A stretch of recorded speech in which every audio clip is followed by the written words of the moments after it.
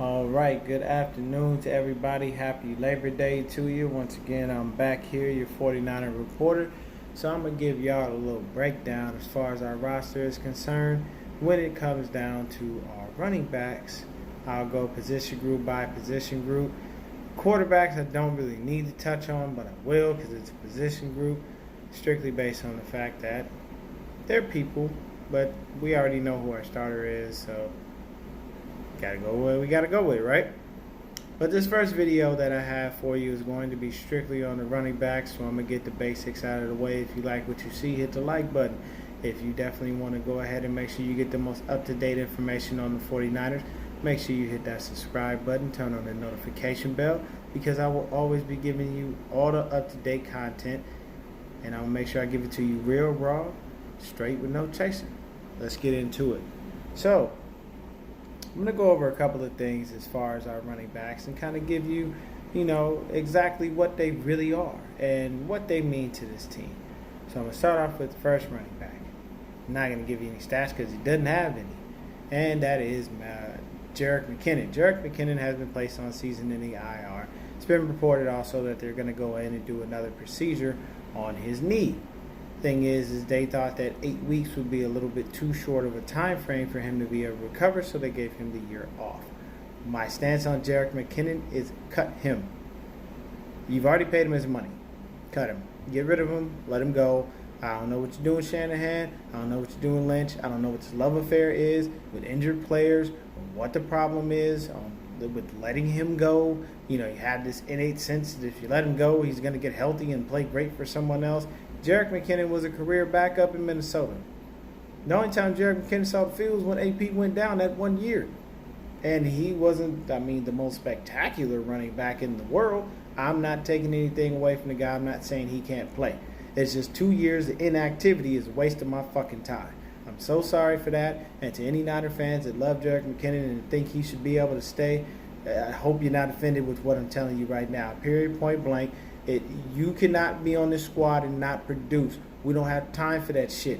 We need to go out here and get this 6 fucking Super Bowl ring so we can be in the ranks of the greats again. And we had, a 2-decade drought. Going on 3. We don't have time to waste on players who are not going to produce. If you're not on the field and you can't produce, what good are you? I'm so sorry to anybody that feels a different way about it. One thing you have to understand about football, at the end of the day, it's a business, baby. It's a business. And human beings are almost traded like commodities. You know what I'm saying? You have value. Either your stock is up or your stock is down. And right now, Jerick McKinnon, your stock is way down. So, to me, if we're going to look at this from a stock market standpoint, with Jerick McKinnon, you sell. You sell and you get the fuck out of that stock. You move on to a brand new stock. And there's 3 stocks that we have on the team that are there, that are viable, that are going to produce, and their names are Matt Breida, Raheem Mostert, and Tevin Coleman. Those are our 3 backs. Those are the guys that we need. Now, before I get into the stats and the information on those guys and what they do and what they bring to the squad, I will give you another heads up. It has been seen that Melvin Gordon has shown interest in wanting to become a 49er. Most likely because he would probably rather stay in California because it's where he's made his home. Because he was drafted by the Chargers and he's only played for the Chargers. Now, I get that and I understand that, but we already have 3 backs. And we have Jeff Wilson Jr. on the practice squad. We don't need to give another back no money because he's looking to get paid. At the end of the day, Melvin Gordon is looking to get paid. If somebody wants to trade for him, that's fine, but I don't think it should be us because we have no business getting in the business of trying to get Melvin Gordon. Though he's a versatile back and I like him, we don't need him. So that's pointless. Now if we decide to swap one of our backs for him and that was a trade and that was the even trade, that's cool. But I'm not cool giving up draft picks and none of that stuff. We already don't have a 2nd round draft pick in this next upcoming draft. And I'm 100% sure that the Chargers are going to want, at least probably a 1st round pick for this guy. And like I said, though he's great and he's versatile and he's all that stuff, no. We've got enough running backs. We got enough serviceable dudes that will get the fucking job done. I guarantee you this. So I'm going to start off by jumping into this because I'm already 5 minutes into the video. I've been on a little rant, but it's not going to take long. It's very simple. It's very easy. So first person we're going to start with is Matt the Cheetah Breida. And this is the real Cheetah. because Matt Breida be on fire. That boy run when he get in the open field. Good luck trying to catch him. And if you do, you just got lucky. You came at an angle and you was coming at that angle for about 10, 20 yards. No, there's no way you're going to catch him. Matt Breida is just too fast. So the simple thing is to go over the numbers. Matt Breida had 814 yards last year. He had 5.3 yards per carry. It's a ridiculous average. That's perfect. It's great. You know what I'm saying? So his longest run was 66 fucking yards. That means you took the fuck off. Now he only had 3 touchdowns. Now that for 814 yards, you would want more touchdowns. I can understand that, but we were awful in the red zone last year, guys. Just flat out awful. So he did have 1 fumble, but nothing too big as far as receiving, because these are going to be dual threat backs. You ain't running around here with just no single threat backs back here. You got dual threat guys. You got to be able to run. You got to be able to block. You got to be able to catch a ball at the backfield. Those three requirements to be in Kyle Shanahan's system. So he did have 261 yards receiving. That's about 9.7 yards a catch. That's almost the first down every time you catch the ball. I'm not going to be upset with that. And he did have, his longest catch was 26 yards, and he did have 2 TDs. Now in the preseason, he did catch a diving touchdown.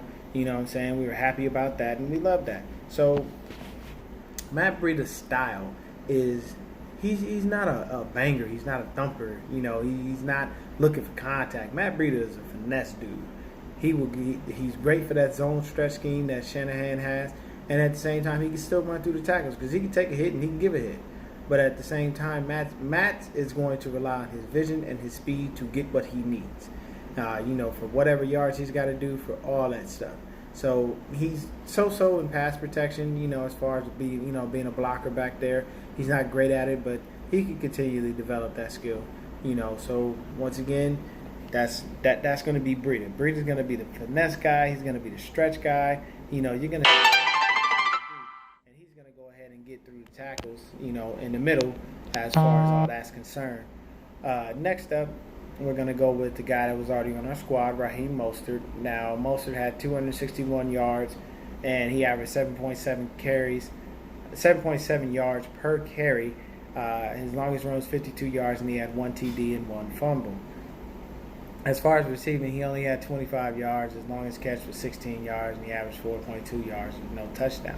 But that's because Mostert is a special teams ace. That's what he is used for. They started to realize his potential as a runner last year, but more so he's a special teams guy. Raheem Mostert is going to be on, our kickoff and our punt return teams, and he's going to be out there doing what he needs to do. That's his job. But if we need him to come in, we have started to see that he is a serviceable back, and he will be able to do some of the better things, for us as far as a back is concerned. So, with that being said, last guy on the list. Now, these are his numbers from, while he was in Atlanta, but Tevin Coleman. Tevin Coleman is going to be your banger. That's going to be your thumper. That's going to be the guy that will run between the tackles. He wants to hit you. He likes to contact. He's okay with that. So if we get down on the goal line, you ain't going to see Matt Breida there unless we run a stretch play. If we trying to go right up that gut, most likely Tevin Coleman is going to go in and get that touchdown because he's the one who will go in there and push and churn and do what he needs to do to get that TD. So Coleman's stats from last year were 800 yards, 4.8 yards per carry. His longest run was 65 yards. He had 4 TDs. So, and he had 1 fumble. But, hey, look, 1 fumble against all 3 of those backs, I'm all right with that. I'm okay with that. I have no issues. So, next up is his receiving. Now, Tevin Coleman had 276 yards receiving. He averaged 8.6 yards a catch. He had 5 touchdowns receiving. His longest catch was 39 yards, and he did have 1 fumble. But that automatically accounts for 9 TDs. And my thing is, the touchdowns, doesn't matter how you get them, whether you get them receiving or rushing. As far as the running backs in the system, it is very simple. You will be a triple threat back. You will run, you will block, you will catch. Those are all the things that you must do in Shanahan's system because that's what it requires. All 3 of these guys are good enough to be able to do so. Our best blocker is going to be Coleman, but our best straight up finesse guy is Matt Breida. Our hard runner is going to be Coleman. And then Mostert is just a mix of both because he can run through the tackles, but at the same time he just has blazing speed. Like he gets up to another level and you don't see it coming. On that run last year where he broke his forearm, he was flying flat out flying, man. So you're going to see this dude come out and do exactly what the fuck he needs to do, and he's going to come out there and he's going to hit people in the mouth, and it's going to be unexpected. They may bring in most of it just unexpectedly, and people are like, oh, we can game plan for this motherfucker. We don't have much tape on him. What do we do with him? So it's very simple. You'll probably wind up starting Breida, and Coleman will come in. It'll be a 1A, 1B type situation, and either guy could be the A or the B on that, on any given day. It doesn't matter. They'll just take a look at the matchups and see, what guy is going to be able to, give them the most production out of all of those dudes there. Now, we still have Jeff Wilson Jr. We signed him to the practice squad. He's out there. And Jeff Wilson Jr. had like 3 fumbles last year. He didn't do anything, overly spectacular, but this preseason, this guy went off. So he's been doing his damn thing. So Jeff Wilson had 266 yards. He averaged 4 yards per carry. He had 18 yards was his longest rush. He didn't have any touchdowns, but he did have those 3 fumbles, and that was the issue. Last year with him was the fumbling. That's what we were trying to get into. And then in the preseason, he had 1 fumble already. So we're always trying to work with him on how to hold on to that rock. Don't drop it, don't lose it, don't fumble it, don't nothing. Wherever that rock is, you should be. So as far as our running backs are concerned, we are solid. We don't need any other running backs. We don't need to trade for a running back. We shouldn't give up anything for, Melvin Gordon, even if he is interested in coming to the San Francisco 49ers. I can understand it. Like I said, he probably just wants to stay in California because this is his home. This is where he is, and this is where he's going to be. He even had shown interest in Oakland. So both of those teams are aware in California. Oakland is moving to Las Vegas next year, but either way, that's not far from California. I mean, Vegas, California is 4 or 5 hours at best, so it's nothing. So I'm telling you right now, it's going to be an easy situation. We are going to have 3 serviceable backs that will do everything we need. And the beauty of having Tevin Coleman is in there is because Tevin Coleman can last all year long. He doesn't get injured, he doesn't get hurt.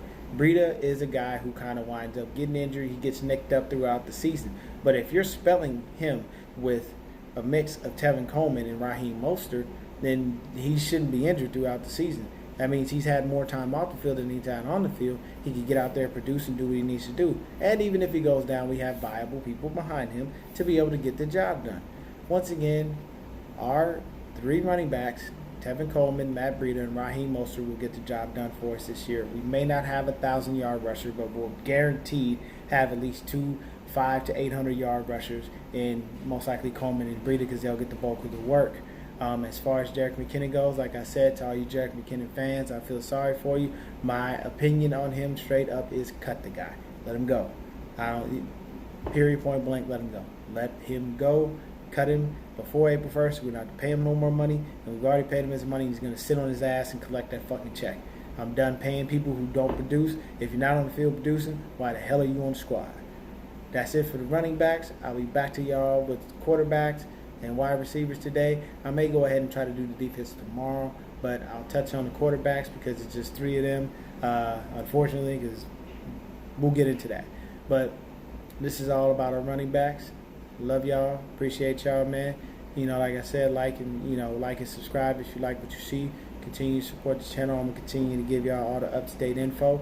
If you are looking for anything else, follow me on Twitter at Swifty.